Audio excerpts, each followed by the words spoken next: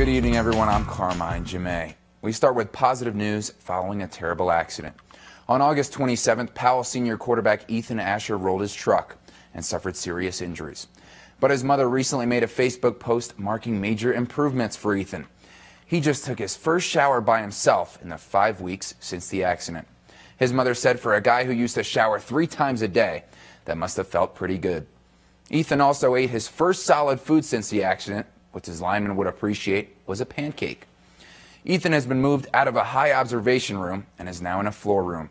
He will either go to Denver, Colorado or Lincoln, Nebraska next for more treatment. We're all very encouraged by Ethan's progress and will keep him in our thoughts and prayers. And it's been great to see the support for Ethan around the state. The Natrona County football fans donated nearly $2,500 to the Asher family at their first home game. The Mustangs are now coming off their third home game in which they beat Cheyenne East in double overtime. Ben Hoppins, the hero, kicked the game-winning field goal for NC. But now the number 3 Mustangs face an even bigger challenge. They play the unanimous number 1 Thunder Basin tomorrow night. The Bolts are the only undefeated 4A team at 5-0. And Thunder Basin has beaten all 3 other ranked teams besides Natrona County.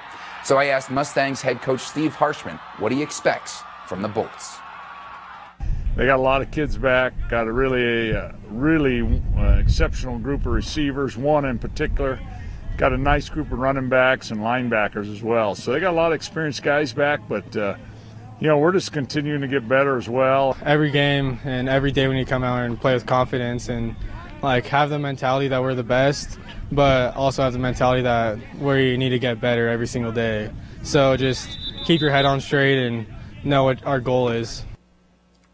Speaking of NC, we have to talk about a young man's performance against them last Friday. Cheyenne East senior wide receiver Chance Aumiller had a historic night. He caught an incredible 14 passes for 5 touchdowns and 237 receiving yards. That's the 5th most single-game receiving yards in Wyoming high school history. He had a connection going on with his senior quarterback, Graydon Buell. Graydon passed for 393 yards in total, which is the 6th most in Wyoming high school history. Chance said he and Braden communicate non-verbally on the field and have incredible chemistry. Awesome and historic performances by those fellas last week.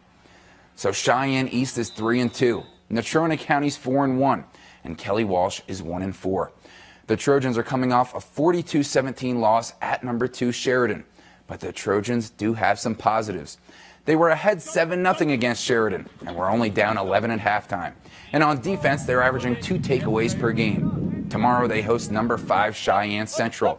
The Indians are the 3rd-ranked opponent in a row for the Trojans. And it's homecoming for the Kelly Walsh seniors. So more importantly than their record, I asked about the friendships they've gained through football. They're like brothers to me.